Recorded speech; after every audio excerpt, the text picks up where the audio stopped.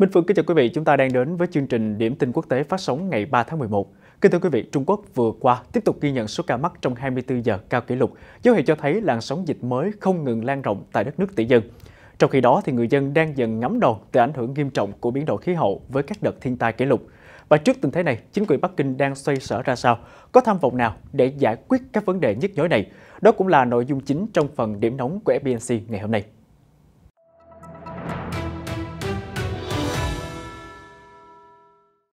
Nhiều địa phương ở Trung Quốc đang chống chọi với tình hình dịch bệnh kinh khủng nhất kể từ khi mầm bệnh chết người lần đầu xuất hiện ở Vũ Hán, theo Bloomberg hôm 3 tháng 11 đưa tin. Biến thể siêu lây nhiễm Delta đang gây nhức nhối trên khắp đất nước, bất chấp các biện pháp mạnh mẽ giới chức Trung Quốc ban hành trong những tuần qua. Đến nay, số ca mắc COVID-19 đã được ghi nhận tại 19 trong số 31 tỉnh ở nền kinh tế lớn thứ hai thế giới. Chỉ riêng trong ngày 3 tháng 11, Trung Quốc thông báo có 93 ca mắc mới trong cộng đồng và 11 ca bệnh không triệu chứng. 3 tỉnh mới nhất ghi nhận các ca dương tính là Trung Khánh, Hà Nam và Giang Tô, thuộc khu vực duyên hải miền đông Trung Quốc.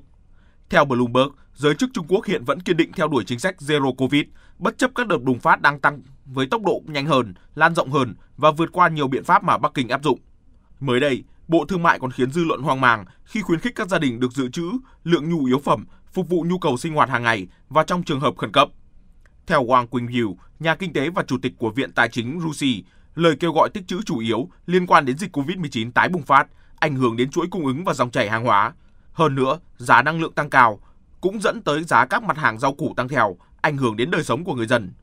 Trong khi đó, theo hãng tin AP, người dân Trung Quốc đang dần ngấm đòn từ ảnh hưởng nghiêm trọng của biến đổi khí hậu. Các dự báo của chính phủ Trung Quốc cho thấy quốc gia tỷ dân đang đối mặt với viễn cảnh đáng lo ngại, mực nước biển dâng cao đe dọa các thành phố ven biển như Thượng Hải hay Hồng Kông. Bên cạnh đó, hiện tượng sông băng vĩnh cửu tan chảy đang đe dọa nguồn cung cấp nước và các dự án cơ sở hạ tầng, điển hình như tuyến đường sắt xuyên cao nguyên Tây Tạng. Như FBNC đã đưa tin, trận mưa xối xả trút xuống Trịnh Châu hồi tháng 7 đã khiến dư luận Trung Quốc sửng sốt. Lũ lụt cũng khiến hơn 300 người thiệt mạng, biến nhiều tuyến đường cao tốc của thành phố thành những con kênh lầy lội. Không chỉ lượng mưa cực lớn, các nhà khoa học hàng đầu cũng dự đoán tình trạng gia tăng hạn hán, sóng nhiệt trên khắp Trung Quốc có thể đe dọa mùa màng, đồng thời gây nguy hiểm cho các hồ chứa và những con đập, bao gồm cả đập Tam Hiệp. Trung Quốc, nước đông dân nhất thế giới, với 1,4 tỷ người, hiện là quốc gia góp phần lớn nhất vào biến đổi khí hậu, chịu trách nhiệm cho khoảng 28% lượng khí thải CO2 làm nóng trái đất. Theo Chủ tịch Trung Quốc Tập Cận Bình, lượng khí thải carbon của nước này sẽ chững lại trước năm 2030. Mới đây, nước này còn công bố sách trắng về chính sách và hành động của Trung Quốc ứng phó với biến đổi khí hậu. Đáng chú ý hơn, theo tạp chí The Diplomat, nhiều chuyên gia kỳ vọng Mỹ và Trung Quốc sẽ bắt tay hợp tác về các vấn đề biến đổi khí hậu. Không chỉ giúp cho quốc gia châu Á khắc phục các hậu quả thiên tai, việc hợp tác còn được ví như phiên bản hiện đại của ngoại giao bóng bàn, đóng vai trò như điểm khởi đầu để khơi thông những bế tắc hiện tại giữa đôi bên.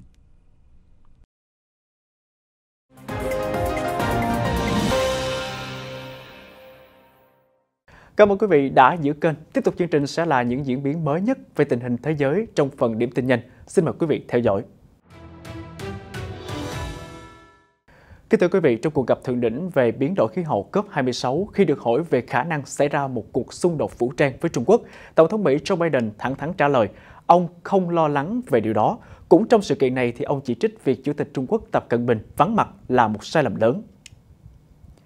Ngoài Chủ tịch Tập, ông Biden còn thể hiện sự không hài lòng vì Tổng thống Nga Vladimir Putin không tham gia trực tiếp.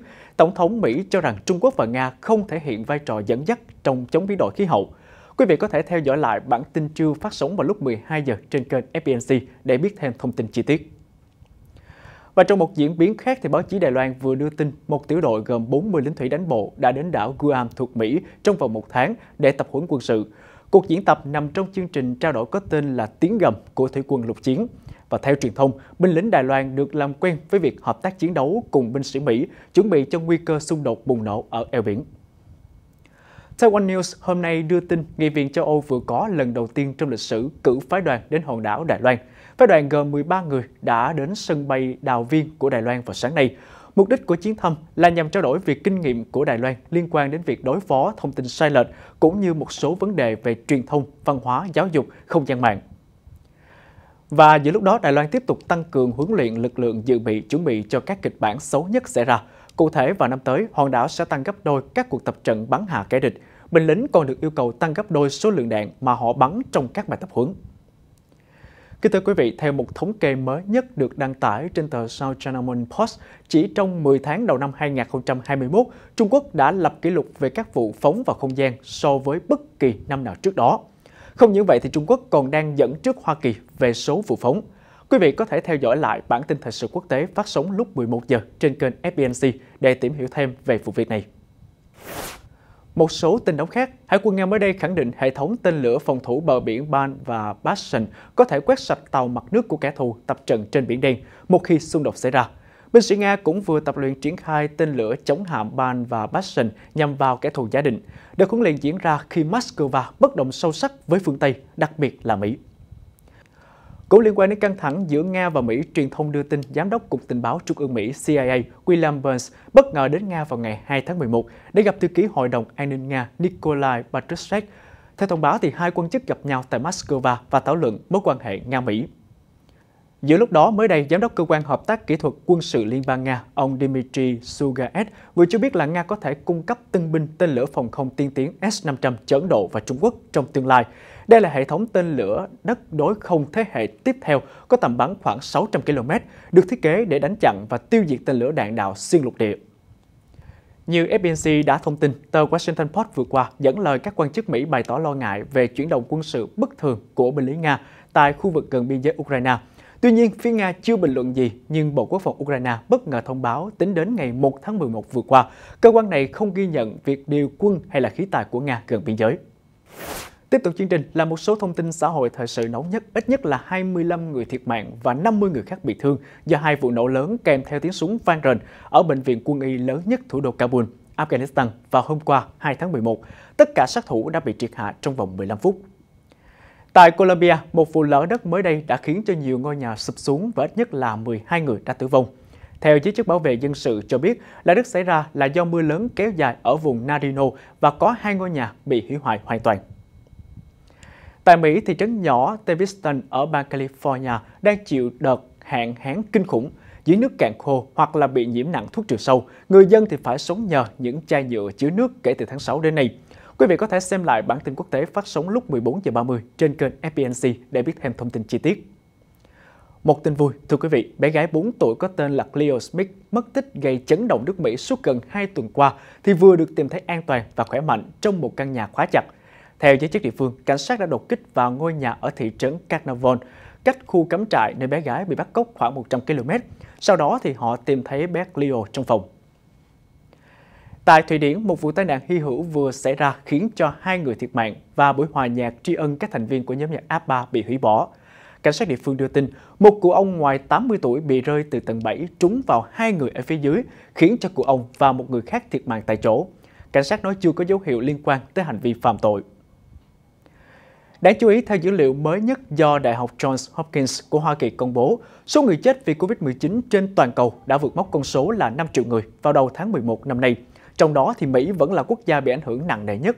Và hiện nay, cuộc chiến chống lại đại dịch vẫn đang rất phức tạp. Điển hình như tại Trung Quốc, mới đây thì thành phố Thạch Gia Trang, 10 triệu dân, thủ phủ tỉnh Hà Bắc, giáp thủ đô Bắc Kinh, vừa bước vào tình trạng khẩn cấp ngăn Covid-19 sau khi 12 ca nhiễm được ghi nhận từ 2 F0 ban đầu. Hiện thì lối ra vào các quận Cẩm Châu và Thâm Trạch bị kiểm soát chặt chẽ. Trong nỗ lực đáng chú ý về việc bảo vệ môi trường, thì Washington cho biết gần 90 quốc gia đã tham gia nỗ lực do Mỹ và EU dẫn đầu nhằm cắt giảm 30% lượng phát thải khí metan gây hiệu ứng nhà kính vào năm 2030. Hiệp ước nhằm giải quyết một trong những nguyên nhân chính gây ra vấn đề về khí hậu. Tại Afghanistan, chính phủ lâm thời Taliban vừa cho biết họ sẽ sớm thông báo về việc cho phép các bé gái trên 12 tuổi được phép đi học trở lại. Tuy nhiên, Taliban kêu gọi cộng đồng quốc tế giúp đỡ tài trợ cho quá trình này vì hầu hết viện trợ từ bên ngoài đã bị tạm dừng. Xin được chuyển sang một số thông tin về kinh tế. Thưa quý vị, Meta, công ty mẹ mới được đổi tên của Facebook cho biết mạng xã hội này có kế hoạch đóng hệ thống nhận diện khuôn mặt có tuổi đời 10 năm ngay trong tháng 11 này. Việc thay đổi này diễn ra trong bối cảnh có nhiều quan ngại liên quan tới vị trí của công nghệ nhận diện khuôn mặt trong xã hội. Gã khổng lồ công nghệ Apple vừa thông báo là họ sẽ cắt giảm sản xuất iPad để dành chip sản xuất iPhone, một động thái cho thấy là cuộc khủng hoảng chip và chất bán dẫn toàn cầu vẫn chưa có dấu hiệu dừng lại. Một loại tiền điện tử ra đời dựa trên ý tưởng về bộ phim Squid Game đình đám trên Netflix vừa sụt giá về không trên sàn giao dịch sau khi những người sáng tạo ra nó đã không còn để tiến hành mua bán. Đây là hậu quả của một vụ đánh cắp trị giá khoảng 2,1 triệu đô la. Loại tiền điện tử này thường được gọi là Squid đã tăng lên 2.861 đô la trước khi sụt giảm về không. Ngày làm việc thứ ba của Hội nghị quốc tế về chống biến đổi khí hậu đang diễn ra tại thành phố Glasgow của Scotland, Thủ tướng Đan Mạch Mette Frederiksen cho biết nước này và các quỹ tài chính của Vương quốc Anh sẽ đầu tư khoảng 130 tỷ đô từ nay đến năm 2030 nhằm chống lại tình trạng trái đất nóng lên. Và trong số này thì 75 tỷ đô là các cam kết mới. Tại Afghanistan, trong bối cảnh đồng tiền nước này bị mất giá và tài sản ở nước ngoài bị đóng băng, chính quyền Taliban đã công bố lệnh cấm sử dụng ngoại tệ. Lệnh cấm được cho là có nguy cơ gây ảnh hưởng nghiêm trọng hơn tới nền kinh tế vốn suy yếu của Afghanistan. Vừa rồi là phần điểm tin nhanh về tình hình thế giới và như thường lệ tiếp tục bản tin sẽ là từ khóa đáng chú ý trong ngày.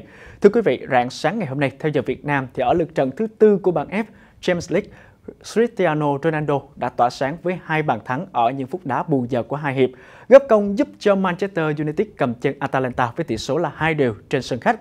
Đặc biệt là với 2 bàn thắng này thì Ronaldo đã ghi được 127 bàn cho Quỷ Đỏ, vượt cả huấn luyện viên Solskjaer ghi bàn vào lưới của Atalanta. Ronaldo cũng trở thành cầu thủ Manchester United đầu tiên ghi bàn ở 4 trận liên tiếp tại đấu trường danh giá Champions League. Và hòa trận này thì Manchester United tiếp tục dẫn đầu bảng F với 7 điểm và rộng cửa giành vé vào vòng đấu loại trực tiếp.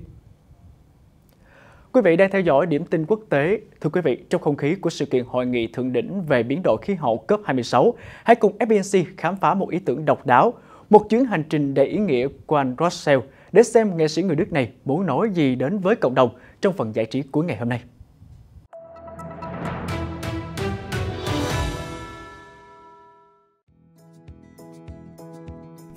Đi qua các địa danh nổi tiếng dưới sự trầm trồ của người dân, nghệ sĩ người Đức Anne Rossell đã có chuyến hành trình đặc biệt đến Glasgow, Scotland nhằm nâng cao nhận thức về biến đổi khí hậu toàn cầu. Rossell đã hoàn thành chuyến đi kéo dài 3 tháng từ quê nhà ở Paderborn đến thành phố đăng cai hội nghị về biến đổi khí hậu COP26 trong một quả cầu kim loại nặng 160 kg. Vượt qua 7 quốc gia và hơn 60 thành phố, anh Rossell muốn mọi người chú ý hơn về vấn đề môi trường và hy vọng các nhà lãnh đạo sẽ thực hiện các cam kết cắt giảm khí thải nhà kính. Đôi khi có vợ và con đồng hành, Rossell đã đi bộ xuyên suốt cuộc hành trình và đôi khi sử dụng xe ba bánh để di chuyển qua cầu ở những đoạn đường không thể vượt qua.